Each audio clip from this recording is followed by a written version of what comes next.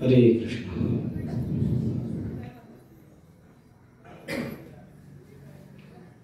तर आज आपण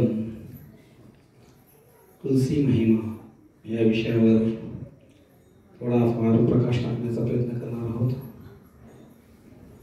तसं पाहिलं तर मनुष्य जन्म हा फार दुर्लभ आहे आणि या जन्मामध्ये सजातीय भक्तांचा संग मिळणे, आपल्यासारखा विचार असणारे भक्तांचा संगात येणे आणि मग भक्तीला सुरुवात करणे, भक्तीमध्ये जेवढे अंग आहेत त्या अंगाला आपल्या जीवनामध्ये उतरत भक्ती मार्गावर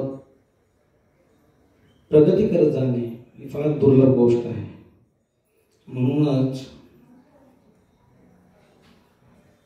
असं म्हटलं गेलेलं आहे, दुर्लभ मानव जन्म आहे आणि तो कसा पार करायचा आहे तर सत्संग करून पार करायचा आहे। तर आपल्याला हा एक सुविधा प्राप्त आहे की आपण एकत्र येत आहोत आणि एवढा महामारी तथा कथित पसरलेली आहे तरी इस्कॉनचे भक्त एकत्र येत आहेत आणि संघाचा लाभ घेण्याचा प्रयत्न करत आहेत। भक्तीमध्ये जे भक्तीचे प्राण आहेत ते पंच प्राण सांगितलेले आहेत। त्यामध्ये एक आहे म्हणजे एकादशी निष्ठा, दुसरी आहे नामनिष्ठा, तिसरी भागवत निष्ठा, गुरु आणि वैष्णव यांची सेवाप्रती असणारी निष्ठा आणि पाचवी म्हणजे तुलसी महारानीप्रती असणारी निष्ठा। तर ज्या कोणी या पाच प्राणांचा आश्रय घेतलेला आहे त्यांना भक्ती सुगम होते। आणि तुलसी महारानीचं काय महत्व आहे, त्यांचं आपल्या जीवनामध्ये काय स्थान असलं पाहिजे याविषयी आज आपण चर्चा करणार आहोत। पहा, असं सांगितलं जातं की तुलसी महात्म्य एवढं मोठं आहे, एवढं अथांग आहे की प्रत्येक शास्त्रामध्ये, पुराणांमध्ये, वेदांमध्ये, अरण्यकांमध्ये तुम्ही तुलसी महारानीच्या बद्दल काही ना काही श्रवण करायला मिळतं।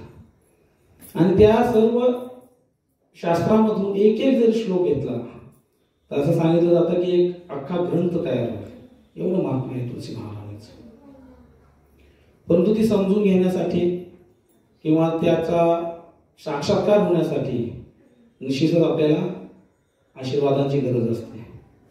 तर आपण आपल्या पहिले जी परंपरा आहे त्याचे आशीर्वाद घेऊ आणि त्यानंतर या विषयाला सुरुवात करू। ओम अज्ञानतिमिरान्धस्य ज्ञानाञ्जनशलाकया चक्षुरुन्मिलितं येन तस्मै श्रीगुरुवे नमः। श्रीचैतन्यमनोभीष्टं स्थापितं येन भूतले स्वयं रूप कदा मह्यं ददाति स्वपदान्तिकं। वन्देऽहं श्रीगुरुं श्रीगुणावशमं श्रीगुरो वैष्णवांश्च श्रीरूपं सागरजातं सहगना रघुनाथान्वितं तं सजीवं साद्वैतं सावधूतं परिजनसहितं कृष्ण चैतन्य देवं श्री राधा कृष्ण कृष्ण पदान् सहगना ललिता श्री विशाखान्वितांश नमो विष्णुपादाय कृष्णप्रेष्ठाय भूतले श्रीमते भक्ति वेदांत स्वामीति नामिने नमस्ते सरस्वती देवे गौरवाणी प्रचारिणे निर्विशेष शून्यवादी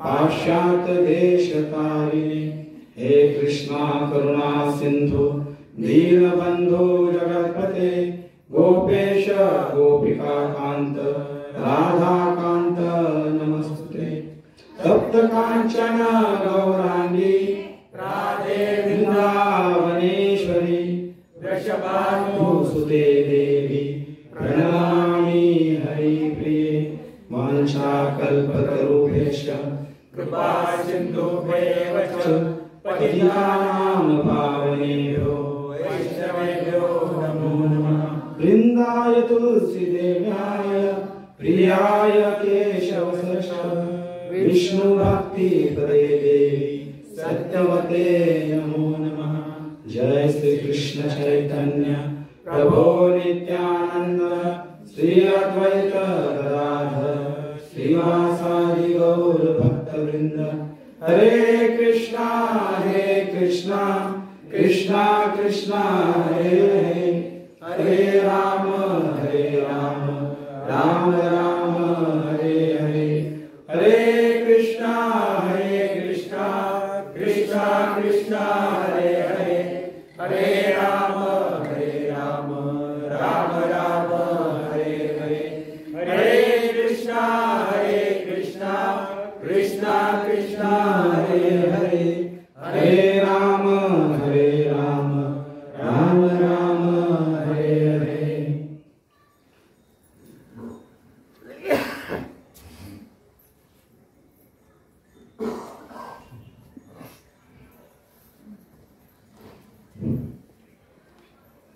थोडा आवाज बसलेला आहे त्यामुळे समजून घ्या.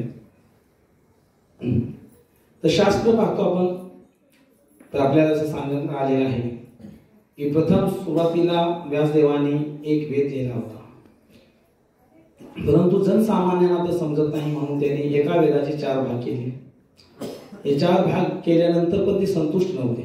मग त्यांनी महाभारताची रचना केली. महाभारताच्या रचनेतून त्यांनी भगवद्गीताचा पण त्यामध्ये अध्याय येतो. नंतर अनेक 17 पुराणांची रचना केली.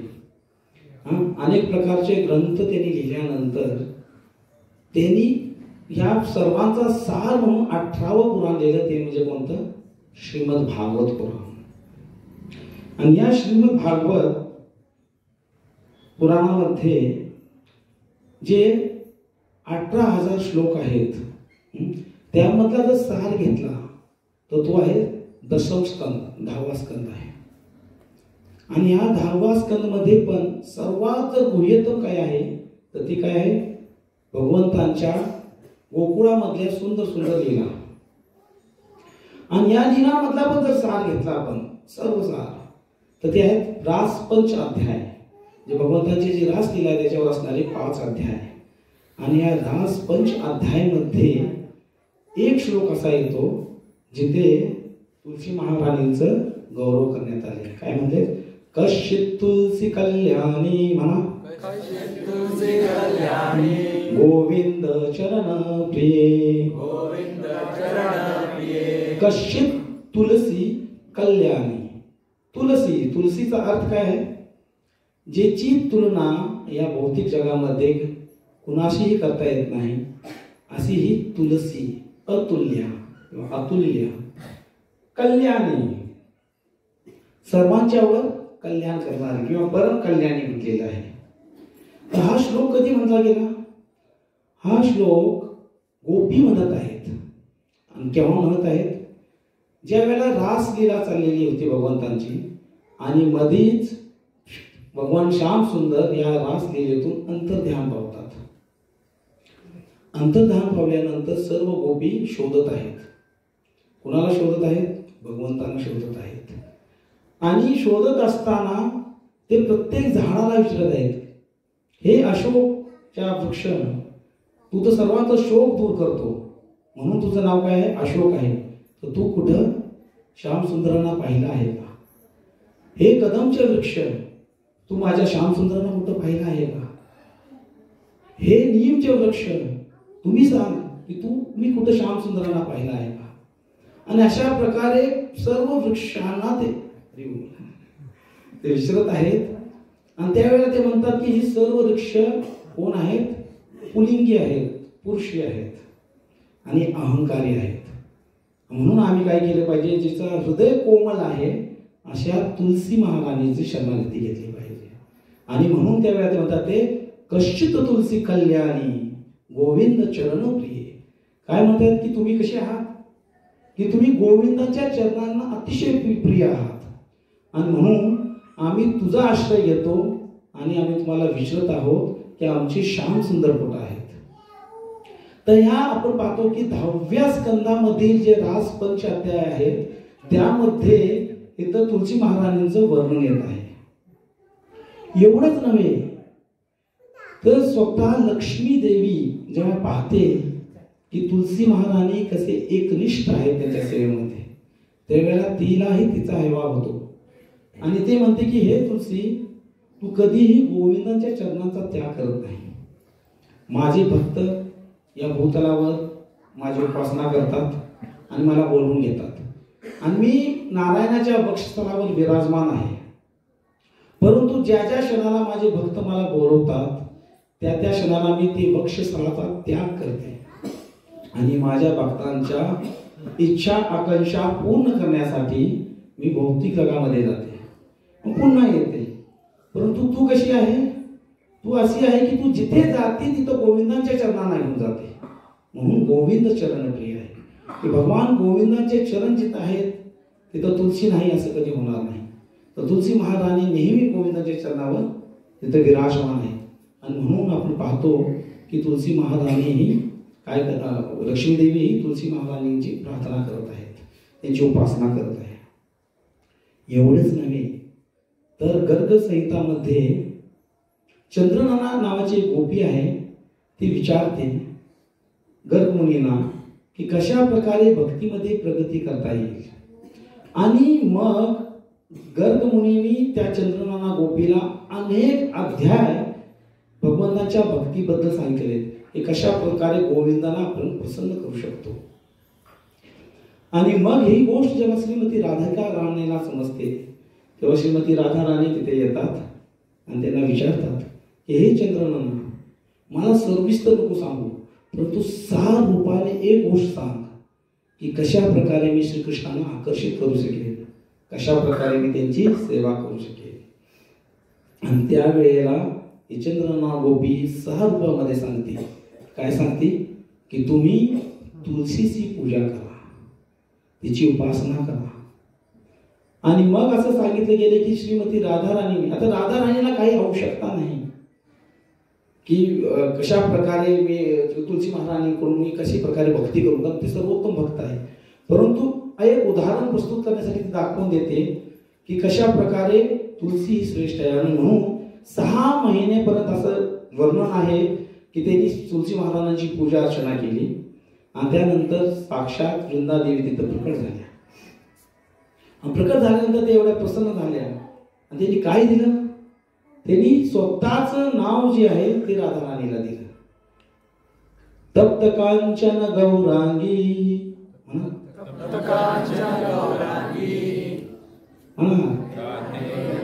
भुवनेश्वरी वृषभानुसुते देवी प्रणमामि हरिप्रिये. काय म्हणले? वृंदावनेश्वरी. खरी कोण आहे वृंदावनेश्वरी? कोण होते? पहिल्या तुलसी महाराणी होत्या. परंतु स्वतःचं नाव त्यांनी राधा राणीला दिलं. ऍक्च्युअली वृंदावनचं नाव कृष्णवन, राधावन असंही झालं असतं, परंतु ते वृंदावन आहे कारण की तुलसी महाराणीची एवढी महत्ता आहे. तर त्यांनी साक्षात स्वतःचं जे नाव होतं ते कुणाला दिलेलं आहे? श्रीमती राधिकाला दिलेलं आहे. तरी आपण गर्ग संहितामध्ये पाहिजे. जर आपण रामायणमध्ये गेलो तर तिथं सुद्धा असं वर्णन येतं की जेव्हा प्रभू रामचंद्र जानकी मातेच्या शोधेमध्ये वनवामध्ये भटकत होते त्यावेळेला ते सुद्धा वनलतांना, झाडांना, पुष्पांना विचारत होते की माझ्या सीतेला पाहिले का कुठं, की जानकीला कुठली पाहिले का, कुठल्या मार्गावरून गेलेली आहेत. आणि अंते ते तुलसी महाराणीकडे येतात आणि ते काय म्हणतात तिथे प्रभू रामचंद्र असं वर्णन आहे की हे तुलसी तू कधीही असत्य बोलत नाहीस आणि माझी अपेक्षा आता तुझ्याकडून आहे आणि तू मला दाखवून दे तो मार्ग तिथं माझी जानकी गेलेली आहे. तर प्रभू रामचंद्र विरहामध्ये आहेत. हरी बोल, हरे कृष्ण. तर प्रभू रामचंद्र विरहामध्ये आहेत जानकीच्या आणि शोध घेत आहेत आणि कुणाचा आश्रय घेत आहेत ते तुलसी महाराणींचा.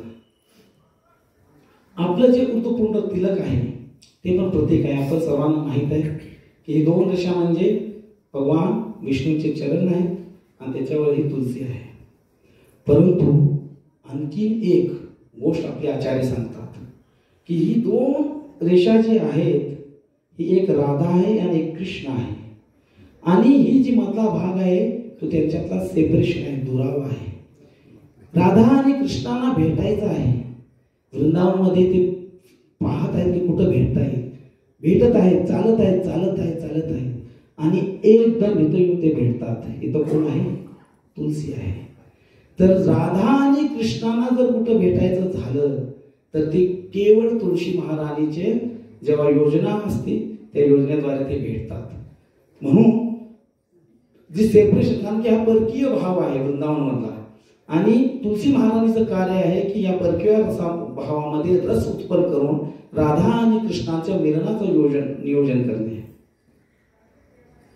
आणि पहा, आपण पाहिलं गर्गसंहितेमध्ये पाहिलं, भागवतमध्ये पाहिलं, रामायणमध्ये पाहिलं आणि आता बॅटल फील्डवर कुरुक्षेत्रावर भगवान अर्जुनाला भगवद्गीता सांगत आहेत आणि त्यावेळेला तुलसी महाराज स्मरण करत आहेत.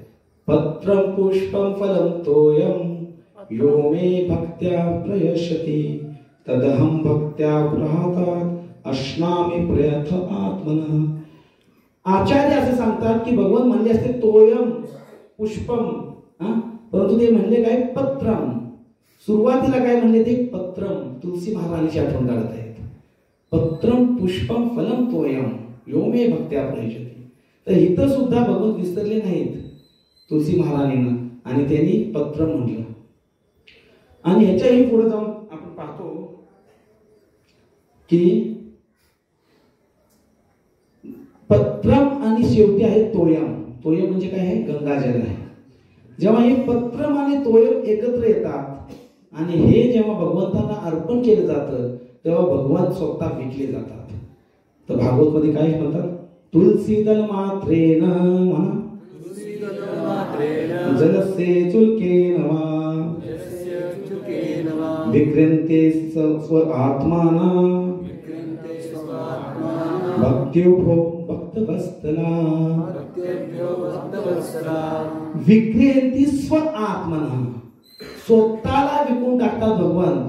ज्या वेळेला एखादा व्यक्ती तुलसी आणि थोडस जल चुलकेनवा पालफुलवर फॉटो म्हणजे एक ओंझळभर पाणी आणि तुलसी दल ज्या वेळेला अर्पण केलं जातं त्यावेळेला काय होतं?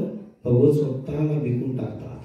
आणि ज्या वेळेला अद्वैत आचार्यांनी हा श्लोक पाहिला त्यानंतर त्यांनी पाहिलं की आजपासून 550 वर्ष पूर्व की या कलियुगाचा मोठा प्रभाव वाढलेला होता. कुणी सर्वे हरे विमुख झालेले होते, भक्ती विमुख झालेले होते आणि म्हणून त्यांनी या पाहिल्यानंतर त्यांना एक आशा जागृत झाली.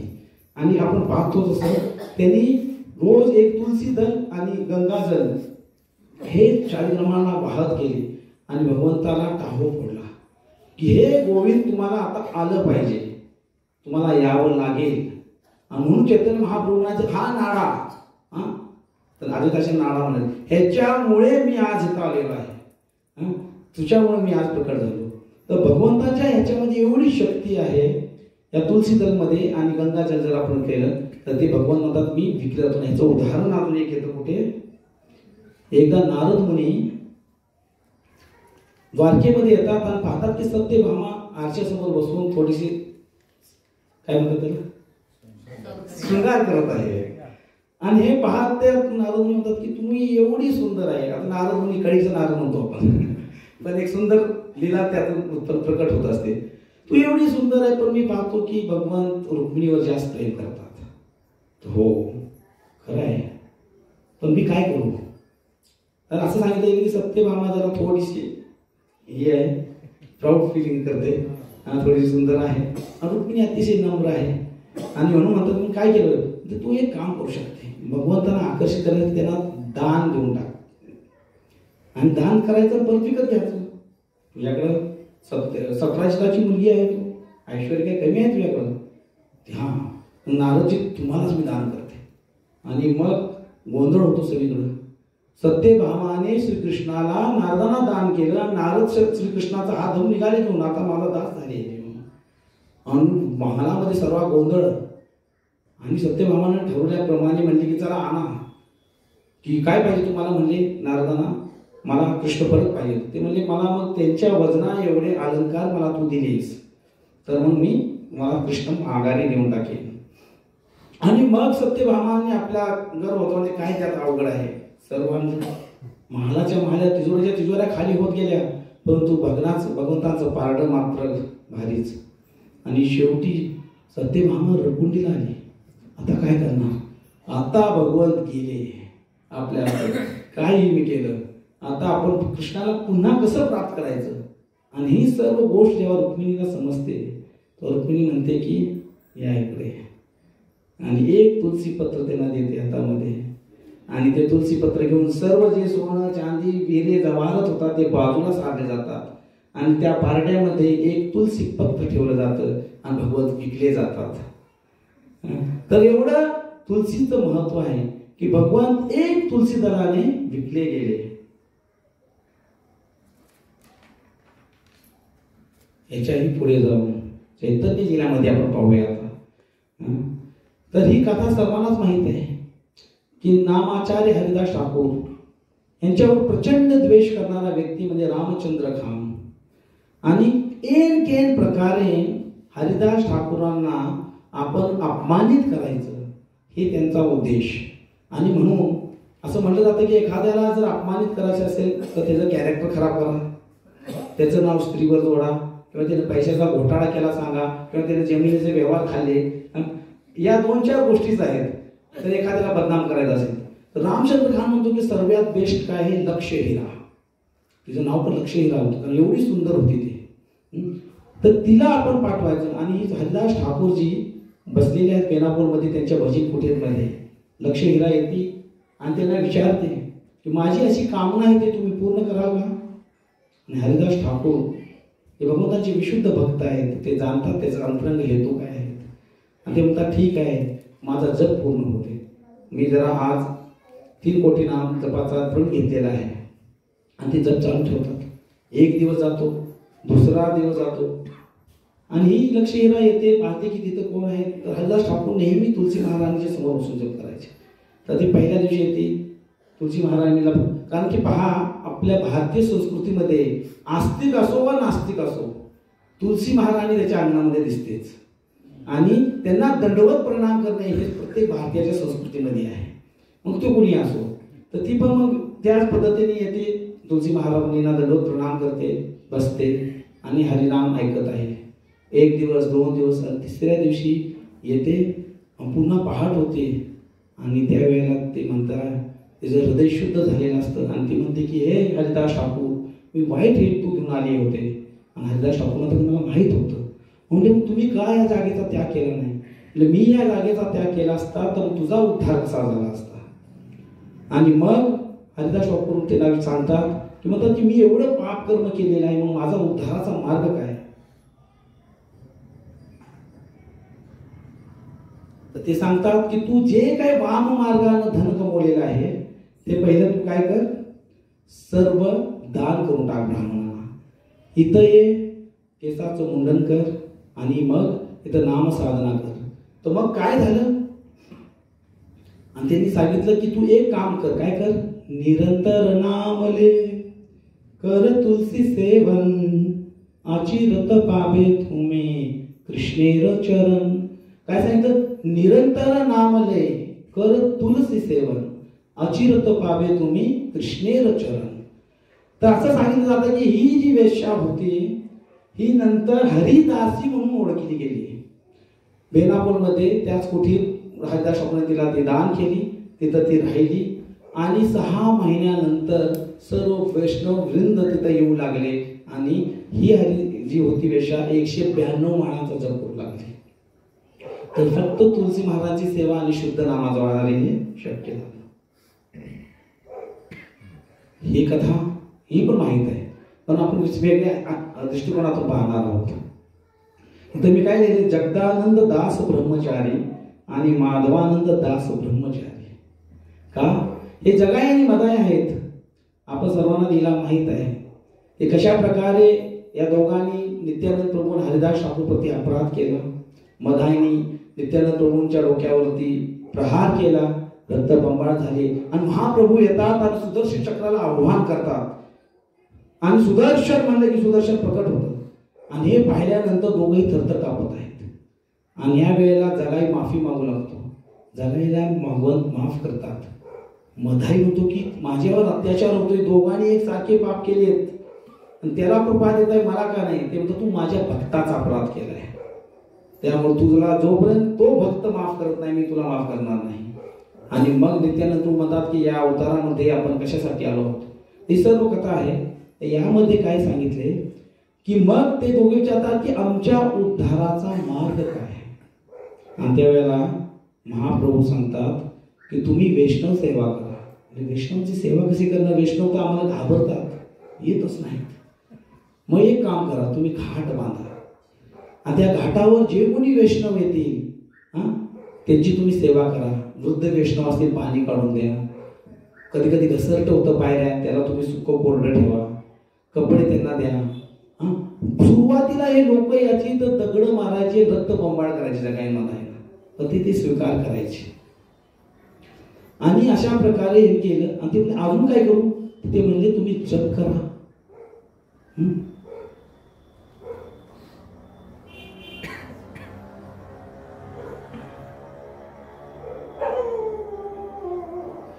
आणि हे जगाईमध्ये आहे.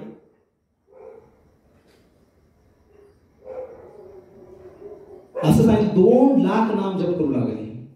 त्यानंतर ते विचार अजून काय करू. आणि महाप्रभूने असा हात पुढे केला, म्हणले मला एक तुलसी दल द्या माझ्या हातावरती. आणि जगाई मधाईनी पटकन जाऊन एक तुलसी दल त्यांच्या हातावरती ठेवलं. आणि महाप्रभू म्हणले की मी तुमचे सर्व पाप ग्रहण करतो. आणि असं सांगितलं जातं की त्यावेळेला त्यांचं संपूर्ण शरीर जे गौर सुंदर होतं ते श्याम सुंदर मध्ये रूपांतर झाले. या भक्तांना माहीत नव्हतं, ते हाय हाय करू लागले की हे काय झालं. पण अद्वैत आचार्य मात्र हसत होते, म्हणजे मी श्याम सुंदराचं दर्शन करतोय. आणि त्यावेळेला गौरांग महाप्रभू म्हणाले की आता हे त्यांचं शरीर तर एकदम काळं टिक्कर पडलेलं आहे, आता काय करायचं. तर भक्त म्हणजे चला कीर्तन करूया. सर्वांनी कीर्तन चालू केलं आणि त्यावेळेला पुन्हा जे श्याम सुंदर रूप धारण केले होते गौर सुंदर रूपामध्ये प्रकट झाले. आणि या गौर सुंदर रूपामध्ये आल्यानंतर ते म्हणले की ही जी माझं शरीरामध्ये मी जगाई मधांचं पाप धारण केलं होतं ते मी आता वातावरणामध्ये सोडलेलं आहे. आणि भविष्य काळामध्ये जे कोणी वैष्णव अपराधी असतील त्यांच्यामध्ये ते प्रवेश करेल. अशा प्रकारे हे त्यांनी सांगितलं. तर इथं पण काय सांगितलेलं आहे आपल्याला, पहा जसं आता इथं पाहिलं की आपण सुद्धा त्या वेश्येप्रमाणे आहे की नाही. वेश्या ही एक प्रवृत्ती आहे हृदयामध्ये असणारी. वेश्या काय विचार करते की मला हा व्यक्ती संतुष्ट करेल, तो करेल, त्याच्याकडून मला लाभ होईल, त्याच्याकडून मला लाभ होईल, पण ते कुठंच संतुष्ट होत नाही. त्याचप्रमाणे जीवात्मा सुद्धा अनेक प्रकारे विचार करत असतो की मला कुठून लाभ मिळेल, कुठून मला संतुष्टी मिळेल. म्हणून आपले जे धनमोर नित्यानंद पतिमोर गौरचंद्र जे आहेत, श्यामसुंदरना आपण पती सोडून आपण इतरांमध्ये ती संरक्षण, ती संतुष्टी शोधण्याचा प्रयत्न करतो. म्हणून आपली ही वृत्ती त्या ह्याच्याप्रमाणेच आहे. आणि आपण सुद्धा जगाई आणि मधाईच आहोत. का पहा, कारण की आपणला मध्ये जगाई मधाईचा काय गुन्हा होता की ते दिवस रात्र इंद्रतृप्तीमध्ये संलग्न होते. कोणत्याही प्रकारची आध्यात्मिक रुची नव्हती. पूर्वी ते एक ब्राह्मणच होते, परंतु वाईट संघामुळे त्यांच्यामध्ये हे सर्व वाईट गुण घुसले. तर आपणही त्याच आहे. आपण संघामध्ये पण आलेलो आहे आता. ऍटलिस्ट जगाईन मधाई यांनी जेव्हा कुसंग त्याग करून सत्संग त्याग केला, त्यानंतर त्यांनी कधीही कोणताही वैष्णव अपराध केला नाही. परंतु आपण या संघामध्ये येऊन पण अपराध होतात. या संघा येऊन मध्ये सुद्धा आपल्यामध्ये किती म्हणा जप करतो. गेली 20 वर्ष 16 21 करायची इच्छा होत नाहीये, 22 करायची इच्छा होत नाही, ते 2 लाख नाम जप करत होते. म्हणून जर आपल्याला होप्स आहेत, जर प्रॉस्टिट्यूट जी आहे ती हरिदासी होऊ शकते आणि जगाई आणि मधाई हे ब्रह्मचारी होऊ शकतात, त्यांना परत जगदानंद दास ब्रह्मचारी आणि माधवानंद दास ब्रह्मचारी म्हणून ओळखले गेले, ते जर त्यांचा उद्धार होऊ शकतो तर मग आपला का नाही होऊ शकत. तर ही आपल्याला होप्स आहेत. मृगारी याची पण कथा आपण पाहतो की नारद मुनींनी जेव्हा पाहिलं वनामध्ये की एक व्यक्ती मारत आहे सर्व जनावरांना, पण अर्धच मारत आहे. तिचं नावच काय आहे, मृगहारी. नारदजी विचारतात की तू असं का करतोय, महाराज तर पूर्ण मार. नाही, माझं नाव आहे मृगहारी. मृग म्हणजे ॲनिमल्स आणि आरी म्हणजे शत्रू, आणि मी त्यामध्ये आनंद घेतो. तर एक गोष्ट इथं लक्षात ठेवा, मृग आरी आणि आरे म्हणजे ओ शत्रू. आता जर एखादा व्यक्ती ध्यानपूर्वक जप नसेल करेल तर तो कधी कधी म्हणू शकतो अरे कृष्णा म्हणजे हे शत्रू कृष्ण, हे शत्रू कृष्ण.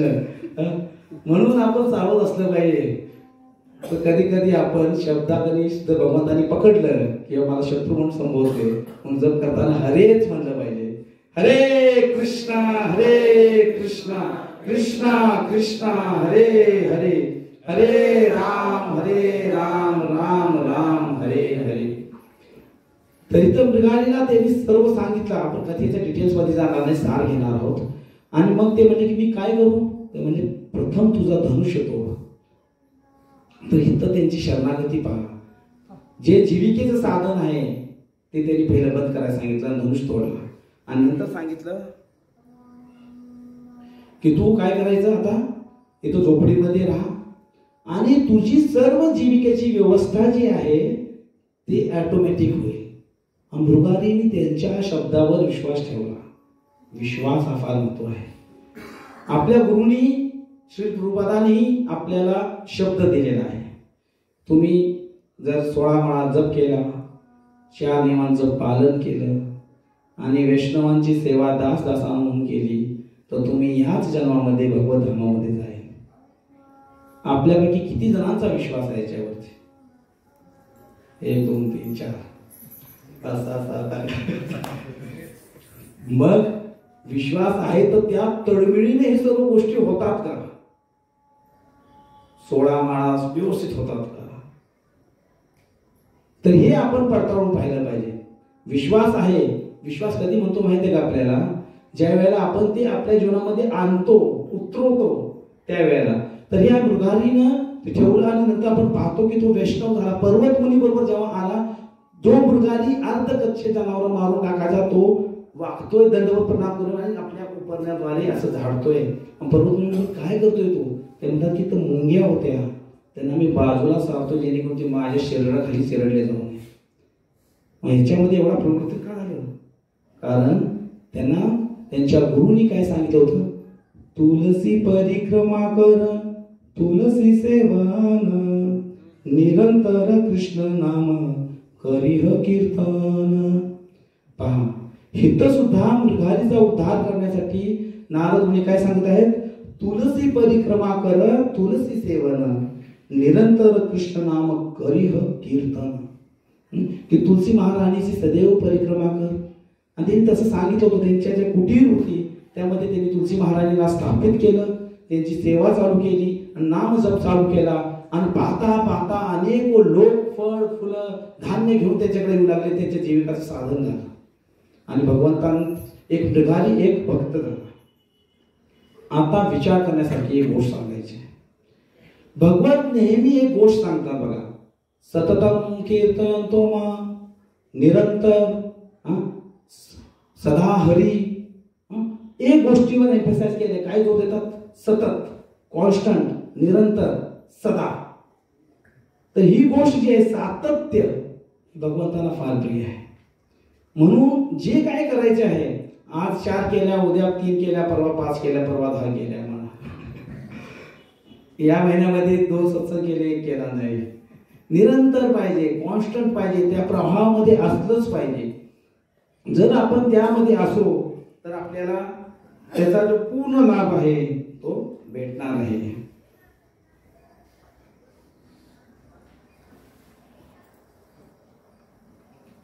आणि हे सांगितल्यानंतर प्रभुपादांच्या एका शिष्याने त्यांना विचारलं, प्रभुपाद, तुम्ही नेहमी म्हणता सतत कीर्तन मा, सतत जप कर, सदैव हरीचं चिंतन करा, पण तुम्ही कधी जप करताना दिसत नाही सतत. तुम्ही कधीही कीर्तनीय सदा हरी दिसत नाही. आणि त्यावेळेला हे भक्त जे होते ते प्रभुपादांची मालिश करत होते. प्रभुपाद म्हणले, ठीक आहे, एक काम कर, मालिश थांबव आणि तुझा कान माझ्या पाठीला लाव. आणि त्यांनी लावला तर हरे कृष्ण कृष्ण कृष्ण हरे हरे, हरे राम राम राम हरे हरे. आवाज ऐकू आला. तो भक्त एकदम छान आहे. तर प्रभुपाद त्यांना जप करण्याची अशी वेगळी आवश्यकता नव्हती. का असं होतं माहिती आहे? ज्या वेळेला अर्जुन द्वारकेमध्ये होते आणि भगवंतांच्या भोजनाची वेळ झाली, त्यावेळेला सांगितलं की जा आणि अर्जुनाला भोजनाला बोलवून भगवंतांनी. आणि रुक्मिणी गेली आणि पाहते अर्जुन झोपले नाही, परंतु त्यांच्या रोमातून आवाज येतात, हे गोविंद, हे केशव, हे माधव, हे मधुसूदन. आणि हे एवढे सुंदर ध्वनी ऐकून रुक्मिणी देवी मोहित होऊन तिथंच उभी राहिली. गरुडजी जेव्हा येतात तर म्हणतात गोविंदम नमस्तोभ्यम, पंखाचे हलतात त्यांचे, तेव्हा नारायणम नमस्तोभ्यम अशी ध्वनी येतात. असं का होतं? कारण की आपला जो जप आहे तो आपण आपल्या जिभेद्वारे करत आहोत. आणि हे जे शुद्ध भक्त आहेत त्यांची आत्मा ही भजन करत असते.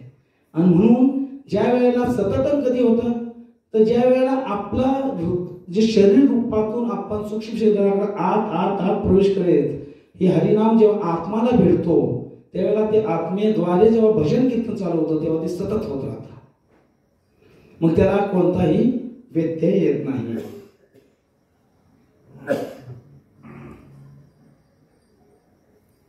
हे खूप महान भक्त होऊन गेले वृंदावनमध्ये. त्यांचं नाव होतं रसखानजी. हे रसखानजी कोण होते? त्यांचं समजायचं असेल तर पहा, ते काय म्हणतात ते पहा. म्हणजे जोपर्यंत व्यक्तीची आपल्याला प्रचिती कधी होती, ज्या वेळेला व्यक्तीला पाहून समजत नाही की हा व्यक्तीचं किती खोल भक्तीमध्ये आहे, त्याचं ज्ञान काय आहे, पण त्याचं आचरण काय आहे, त्याचं हृदय काय आहे, हे जेव्हा आपल्याला समजतं त्यावेळेला ती व्यक्ती कोणीही समजते. तर ते काय म्हणतात पहा, मानुष होऊ तो वही रस खान, बसो ब्रज गोकुल गाव के ग्वारन, जो पशु हो तो कहाँ बसो, मेरा चलो नित्य नंद की धेनु मजारन, वाहन हो तो वही गिरी को, जो धयो धर छत्र पुरंदर कारण, जो खग हो तो बसेरो करो, मिली कालंदी कुल कदंब किनार. की हे भगवंता, जर मला मनुष्य जन्म मिळाला तर मला गोकुळ गावामध्ये जन्म दे.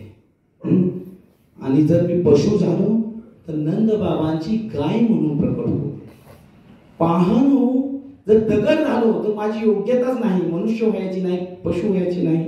आणि जर दगड झालो तर गिरी गोवर्धनच्या पायथ्याशी मी एक दगड होऊन पडलो. जो खग हो तो बसेरो करो, मिली कालिंदी कुल कदंब डाल. आणि जर मी पक्षी झालो तर मी त्याच कुंजवनामध्ये, त्याच डाळीमध्ये तिथंच एक पक्षी म्हणून राहू दे.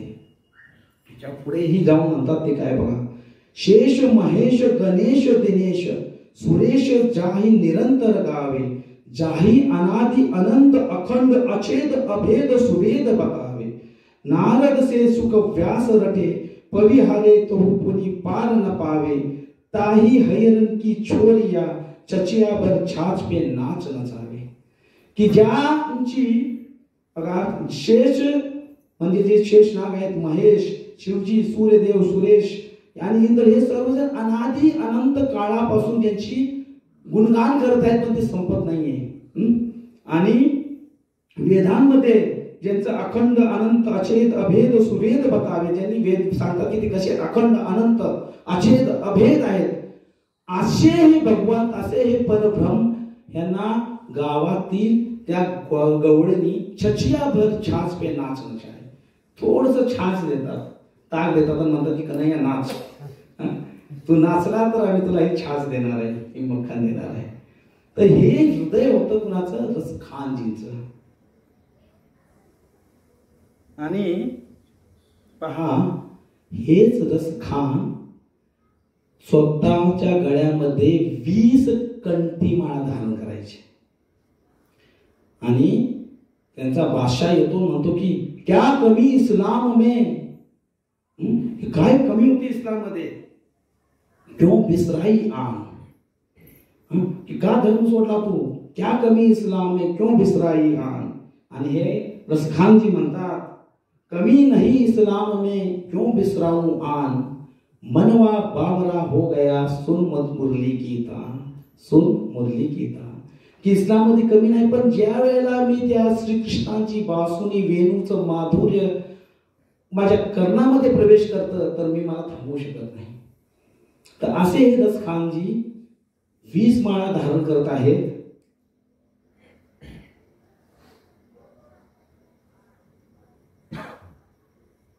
त्यावेळेला बादशाह विचारतात त्यांना, अरे मूर्ख, हे ब्राह्मण, हे वैष्णव 1 कंठी माळा धारण करतात, तू 20 का घातल्या, हे तर सांगा मला. म्हणले, पहा, जर एखादी हलकी वस्तू असेल तर आपण त्याला हाताने असं उचलू शकतो, नाही ना. थोडं जर असेल 2 हात लावायला लागतात. आणखी थोडं जर असेल तर आपण रस्सी बांधतो आणि मग उचलतो. तर हे रसखानचं जे हृदय आहे ना, ते एवढ्या मोठ्या दगडाप्रमाणे आहे. आणि या तुलसी माला त्या रस्सी आहेत, आणि यांना उचलायसाठी मला 1 नाही 2 नाही 20 कंठी माळांची आवश्यकता आहे. तर तुलसीचं महात्म्य काय आहे ते रसखानजी आपल्या जीवनावरून दाखवून देत आहेत. पुढे अजून एक संत होऊन गेले. हे छोटंसं बालक होतं, अनाथ होतं. जे काय मिळेल माधुकरी म्हणून खायचे, बसायचे. आणि रात्रीच्या वेळेला जेव्हा झोपायची वेळ यायची, तेव्हा ते प्रभू रामचंद्राचे अनन्य भक्त होते, तर मंदिराच्या बाहेर झोपायचे. आणि एक दिवशी काय झालं, थंडीचे दिवस होते, भरपूर कडाक्याची थंडी, आणि 5-6 वर्षाचा बालक एकदम कुडकुडत झोपलेले होते. आणि प्रभू रामचंद्रांनी जेव्हा पाहिलं की त्यांचा अनन्य भक्त असा झोपलेला आहे, तर ते विग्रह चालत आले बाहेर आणि या बालकाला आलिंगन देऊन झोपले. पहाट झाली, पुजारी आले तर मंदिरमध्ये विग्रह कुठे आहेत. पाहतात तर या बालकाने त्याला आवळून धरले, त्याला उठवून म्हटले, या चोर आहे, विग्रह चोरी करत होता. नाही, मला पण माहित नाही कुठून आले, रामलल्ला बहुतेक स्वतः चालत आले काय, असं कधी होतं का. आणि सगळ्यांनी त्यांचा बहिष्कार केला. मग इथे एक साधू होते, त्यांनी त्यांचा स्वीकार केला. म्हणजे ठीक आहे, जाऊया आपण. आणि त्याला म्हणे की ये बाबा, याला माफ करा, छोटं बालकच आहे. आणि म्हणजे की मग तुझं नाव काय, नाही माहीत, अनाथ आहे. त्याला राम बोला म्हणायचे, राम बोला. कारण की हा बालक जेव्हा जन्माला आला होता असं म्हणले की ते जोरात म्हणत होता, हे राम. आणि त्यामुळं, आणि ह्याला जन्मताच 32 दात होते. त्यामुळं या बालकाला सगळे समजा राक्षस प्रकार झालेला आहे. सगळ्यांना वाटतं की बाबा काही विचित्र प्रकार आहे. आणि जन्माला आल्याबरोबरच या बालकाची आईनं देह त्याग केला 2ऱ्या-3ऱ्या दिवशी. आणि देह त्याग करण्यापूर्वी त्या आईने या बालकाला एका दासीकडे दिलं. आणि या दासीला सांगितलं की याला सगळं काय म्हणतात त्याला, सांभाळ नाही हे असतो जो व्यक्ती म्हणजे अशुभ, नकोशी नाव होतात ना काय, तर नकोस असलेला आहे हा, म्हणजे विघ्न आणणारा व्यक्ती, याला नको आहे आपल्याला. तर ती म्हणली हिला मारून टाकतील मी गेल्यानंतर. आणि त्या दुःखामध्ये तिच्या आईने श्वास केला. मग दाईला दिलं, दाईला मुलबाळ नव्हतं. मग दाई घेऊन आली. दाईला घेऊन आल्यानंतर ह्या बालकांना 5 वर्षापर्यंत तिनं सांभाळ केला. तिला सर्पदंश झाला, तिनं देह त्याग केला. मग तो सर्व म्हणजे अरे या खरोच अपशकुनी आहे. आणि ह्या बालकाचा मग सांभाळ केला, म्हणजे की आता तुला नाव पण राम बोला हे काय म्हणत नाही, तर तू एक काम कर, तू या तुलसी महाराणीची सेवा कर. आणि मग त्या बालकाने 5 ते 10 वर्ष सलग तुलसी महाराणांची पूजा केली आणि म्हणून त्या बालकाचं नाव झालं तुलसीदास आणि तेच एक महान संत तुलसीदास.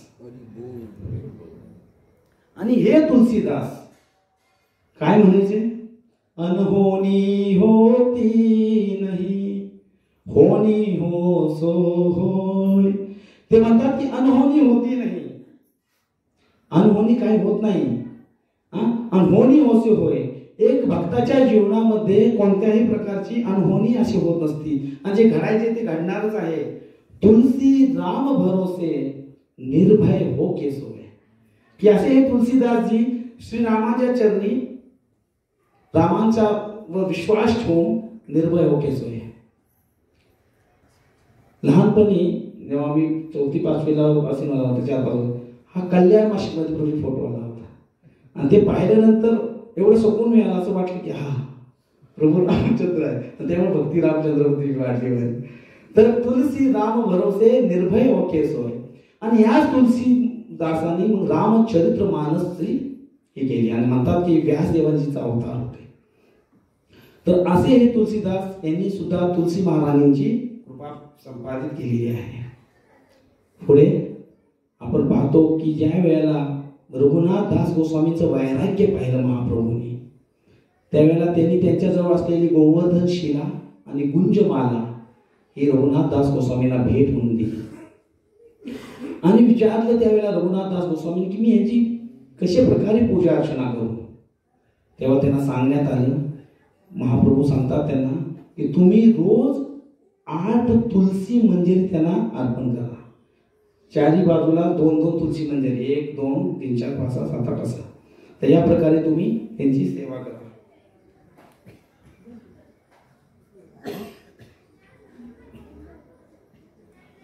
गोवर्धन लीला हे कशी विसरू शकतो आपण. तर गोवर्धन लीला आपल्याला माहित आहे. गोवर्धन लीलेमध्ये पण भगवान दाखवून देतात तुलसीचं महात्म्य.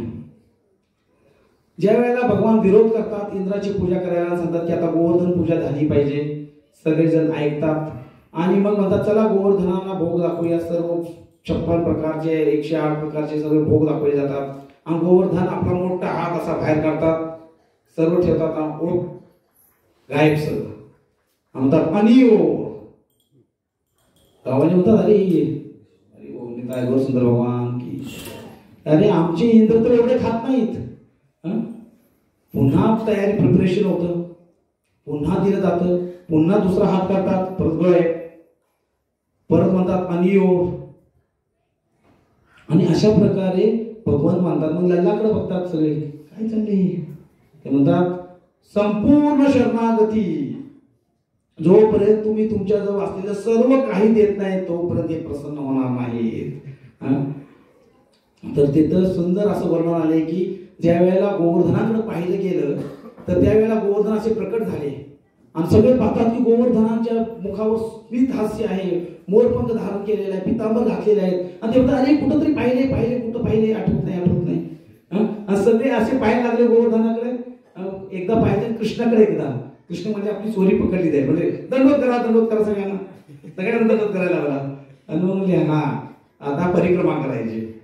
तर मग ही लीला होत असताना गोवर्धन संतुष्ट होत नाहीयेत हे पाहिल्यानंतर मग ते असे बाहेर काढायचे हात की सगळं खाऊन टाकायचे, असे बाहेर काढले की टाकायचे. मग त्यांनी म्हटले की ठीक आहे, एक तुलसी पत्र ठेवा. ते तुलसी पत्र ठेवलं, ते मुख श्वासाप्रमाणे त्यांनी खाल्लं आणि म्हणजे तृप्तोस मी. आणि नंतर मग असे मोठे मोठे जंगलातली झाडं उचलून ते दातून करायला लागले. मानसी गंगामधलं असं पाणी घेतलं, चूळ भरली आणि असं खाद्यावर चूळ भरली, तर तिथं सुंदर सुंदर उपवन तयार झाली, बाग बगीच तयार झाले. आणि व्रजवासी म्हणजे अरे गोवर्धन गिरिराज खात नाही देतो पण, आणि एवढं सुंदर ही लीला झाली. तर इथं सुद्धा आपण पाहतो या लीलेमध्ये पण गोवर्धनाला संतुष्ट करण्यासाठी तुलसी महाराणींना यावं लागलं. आणि चतुष्कुमार ब्रह्मज्ञानी, एवढे ब्रह्मज्ञानी पाखंड ज्ञानी, जेव्हा ते वैकुंठामध्ये नारायणाच्या दर्शनाला आलेले आहेत आणि तिथं आल्यानंतर जय विजय त्यांना थांबवतात आणि थांबवल्यानंतर त्यांचा जो वाद होतो आणि नंतर भगवंत येतात. पण असं सांगितलं गेलं भगवंत येण्यापूर्वी त्यांच्या चरणावर अर्पण असलेली तुलसी दल जी आहे तिचा सुहास जो आहे तो या चतुष्कुमारांच्या नाकामध्ये प्रवेश करतो आणि हे ब्रह्मज्ञानी शुद्ध भक्त बनून जातात. तर एवढं महत्व आहे या तुलसीचं. तर असं हे जे श्रीमद भागवत आहे, चैतन्य चरितामृत आहे, अनेक जे ग्रंथ आहेत त्या तुलसी महाराजांच्या मागखाली ओतप्रोत आहे. ध्रुव महाराज जेव्हा नारद मुनींना ते भेटतात, नारद मुनी त्यांना भेटताना सांगतात की तू बालक आहेस, तू तपस्या करू नको, मोठा हो आणि ते दृढ पाहतात. आणि त्यांची दृढता आणि निष्ठा पाहून नारद मुनी त्यांना उपदेश देतात की तुम्ही हरिनामाच्या बरोबर जी आहे ती तुलसी सेवन ही करायची, ती महाराजांची सेवा ही करायची. इथं एक गोष्ट सांगायची मला. श्री प्रभुपाद इथं श्रीमद भागवत मध्ये एक गोष्ट सांगतात. Tulsi leaves are very dear to the supreme personality of Godhead and the devotee should take particular care to have tulsi leaves in every temple and center for worship. तर ह्या तात्पर्यामध्ये प्रभुपाद सांगतात की भगवंतांना जी तुलसी आहे ती फार प्रिय आहे आणि प्रत्येक मंदिरमध्ये माझ्या तुलसी महाराजांची विशेष काळजी घेतली गेली पाहिजे. आता ही श्रीमद भागवत आहे पहा, अजून एक गोष्ट महत्वाची. आणि या श्रीमद भागवतांमध्ये जर चुकून आपलं नाव आलं तर मोठे वैष्णव झालं ना आपल्याला. भगवंतांच्या भक्तांच्या गुणांचं वर्णन करणं म्हणजे भागवत आहे. भगवंतानं गायलेले गीत म्हणजे भगवद्गीता. पण भगवंतांच्या भक्तांचं गुणगान करणारा काय ग्रंथ आहे भागवत. आणि तिथं आहे श्रीमती गोविंददास जी प्रभुपादांच्या शिष्य आहेत. तर ते स्पेशली मेन्शन करत आहेत तात्पर्यामध्ये. श्री प्रभुपाद काय सांगत आहेत की श्रीमती गोविंददास जी आहेत हिनं अशा बर्फाळी प्रदेशमध्ये खूप काळजीपूर्वक तुलसी महाराजांची सेवा करून तिथं तुलसीना प्रकट केलेला आहे. आणि म्हणून मी त्यांचा ऋणी आहे. प्रभुपाद फार कौतुक करतात या श्रीमती माताजींचं.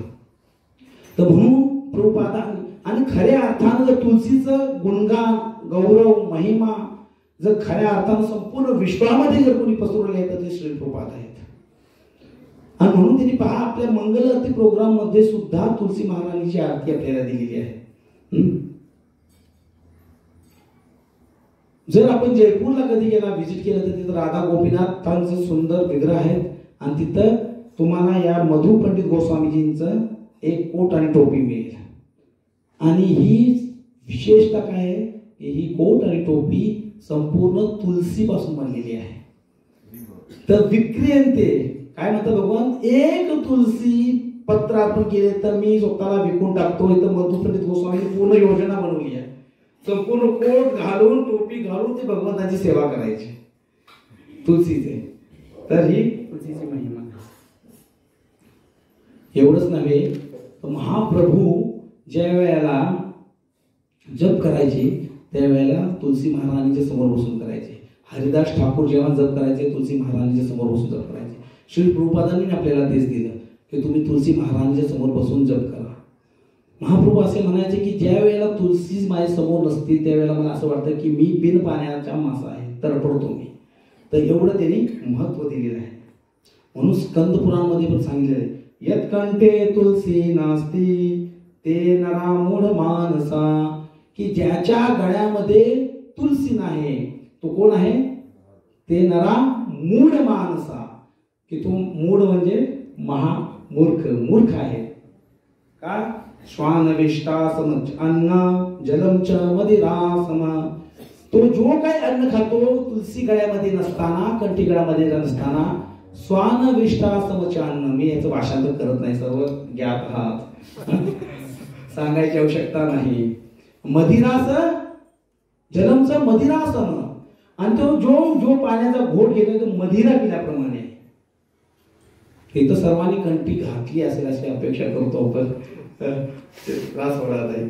पद्मपुराणामध्ये काय सांगितले पहा, स्नान काले तू यश अंगे दृश्यते तुलसी शुभा, सर्व तीर्थेषु स्नानम भवन्ति तेन तेन संशया. ज्या व्यक्तीनं स्नान काले स्नान करताना तुलसी धारण केलेली त्यानं सर्व तीर्थांचं स्नान केलेलं आहे. बऱ्याच वेळेला प्रश्न विचारला जातो की वारकरी लोकांची माळा असते ना, माळा तुलसी माला घालतात. पण मागाला महत्व नाही दिलं, कंठीला दिलेलं आहे. जी गोष्ट डोळ्यानं दिसते ती दूषित होते, जी गोष्ट आपल्या गळ्याबरोबर असते ती दूषित होत नाही. आणि तुलसीला असं सांगितलं गेलेलं आहे, गंगाजल आणि तुलसी हे कधीही प्रदूषित होत नाहीत, कोणत्याही स्थितीमध्ये दूषित होत नाहीत. तर एवढं त्यांचं महत्व आहे.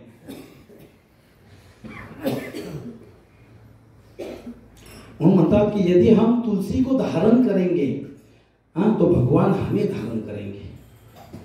ज्या व्यक्तीनं तुलसीची कंठी माळा धारण केलेली आहे ते व्यक्तीची संपूर्ण जबाबदारी तुलसी महाराणी घेते या जगातून तिला बाहेर घेऊन. म्हणून ती काय परम कल्याणी आहे, परम पावनी आहे. तर ह्या भौतिक जगामध्ये एक सुंदर उदाहरण घेऊन आपण थांबूया. एक भौतिक जगामध्ये घराघरातली कहाणी सांगतो. काय एक गोष्ट आहे, छोटस बालक आहे आणि आईने त्यांना आपल्या वडिलांच्या मांडीवर दिलेला आहे सुंदर. आणि त्या बाळानं समजा शिशू केले, शिशू म्हणतात ना, शी आणि शू कुठे आणि कधी करावे ज्याला समजत नाही तो म्हणजे शिशू. तर ते बाळ पास केल्यानंतर वडील काय करतात, असे धरतात, अहो धरा पार्सल धरा. मग ती आई पळत येते, आई म्हणते अरे नाही नाही, आई येते त्याला घेते, त्याला स्वच्छ करते, परत त्याला लाली पावडर वगैरे चांगला लावते, काजळाचा टिक्का लावते, स्वच्छ करते. मग वडील येतात, अरे अरे ते माझं बाळ. मग शेजारी काका बसलेली असतात ती बरोबर, वा किती सुंदर बाळ आहे. त्याप्रमाणे या भौतिक जगामध्ये आपण मलिन झालो आहोत या शरीरविकारांच्या द्वारे. आणि ही जी तुलसी महाराणी आहे ही आपल्याला घेते आणि आपल्याला काय करते, ते भक्तीद्वारे, भक्तीच्या रसाद्वारे आपल्याला स्नान घालत आहे, कृपेचं स्नान घालत आहेत. भक्तीचे जे आभूषण आहे त्याद्वारे आपल्याला सजवते, डेकोरेट करते आणि मग कृष्णाकडे देते, म्हणते की हा भक्त घ्या, हा भगवंत मग आपला स्वीकार करतात. आणि म्हणून आपल्या गळ्यामध्ये सदैव कंठी असली पाहिजे, तुलसीला आपण धारण केलं असलं पाहिजे. म्हणून पाहता अंत्यक्रियेच्या वेळेला पण आज ही त्यांनी कधीही तुलसी धारण केली नाही, पण मृत्यू समयी त्याला दिले जातं, बाबा त्याच्या अंगावरती तुलसी, मुखामध्ये तुलसी पत्र ठेवा, काहीतरी कल्याण होईल म्हणून. पुराणामध्ये कथा येते, पद्मपुरामध्ये सुमेध आणि हरिमेध म्हणून दोन भाऊ होते. ते दोघं भाऊ हरिकथामध्ये नेहमी मशगूल असायचे. तर एक दिवशी सुमेध म्हणतो, हरिमेध म्हणतो की मला तुलसी महात्म्य ऐकायचं आहे. आणि एका झाडाखाली ते बसतात आणि जेव्हा सुमेध असतो तो तुलसी महिमा सांगायला सुरुवात करतो. ही कथा सुरू झाल्यानंतर यत्र गायन्ति मद्भक्ता तत्र कृष्णामि नारदः. कथा सुरू झालेली आहे तुलसी महाराणीची आणि एवढं सुंदर वातावरण झाल्यानंतर जीव आकृष्ट व्हायला लागतात, बरेचसे भक्त बसायला लागतात, बसतात तिथे. आणि जसं तुलसी महात्माचं गुणगान होऊ लागतं तसं तसं हळूहळू हळू सर्व भक्तांच्या डोळ्यातून अश्रू लागतात की एवढी महिमा यांची. आणि ज्या वेळेला हा संपुष्टात येतं त्यावेळेला ते झाड पूर्ण दोन फाकड्यावरून फाट करून पडतं, सगळी धावून पाहायला लागते. आणि वरून एक विमान येतं वैकुंठातून, ते म्हणतात की कुणासाठी आले. आणि ते म्हणतात की तिथनं दोन राक्षस असतात, ब्रह्मराक्षस, ते बाहेर येतात. आणि एक सांगतो की मला एका ऋषीने शाप दिला होता आणि म्हणून मी या झाडामध्ये कैद होतो. आणि दुसरा म्हणतो की मी याच्या संगतीमध्ये होतो.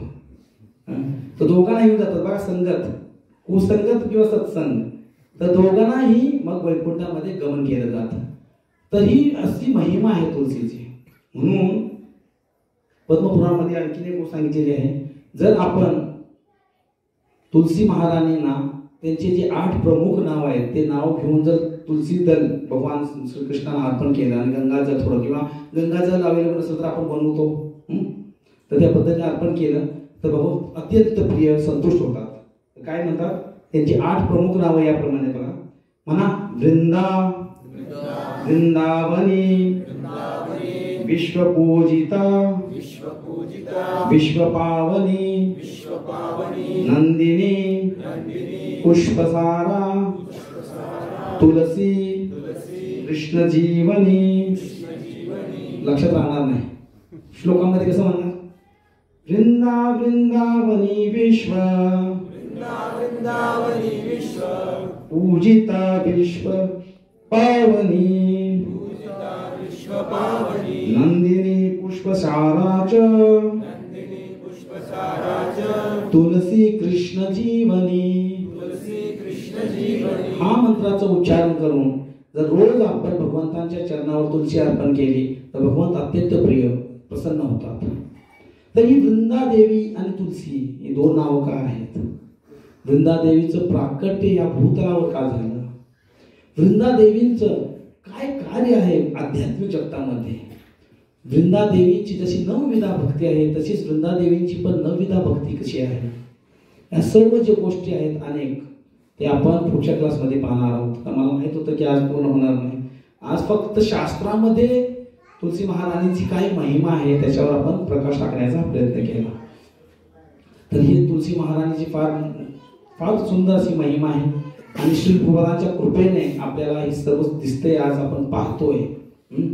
तर आपल्याला प्रभुपादांनी आपण जर पाहिलं ना, विचार केला तर श्री प्रभुपादांनी आपल्याला, आपण कधी विचार पण केला नसेल की तुलसी महाराणी एवढ्या महान आहेत, परंतु आपण रोज त्यांना दंडवत करतोय, तुलसीचं भजन कीर्तन करतोय, गातोय, वृंदाय तुलसी देवाय म्हणतोय, परिक्रमा करतोय.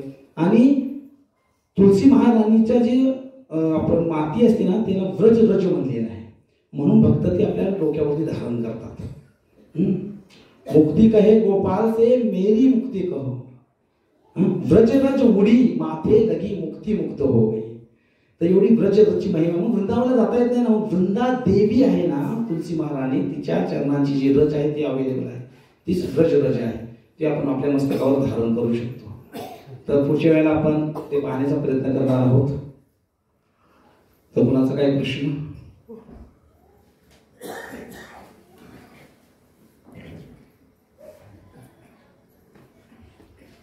आशा करतो की थोडीफार तुलसी महाराणी प्रती थोडी निष्ठा वाढली का आपली या ऐकल्यानंतर? हरी बोल. तुलसी महाराणी की, श्री प्रभुपाद की. हरे कृष्णा.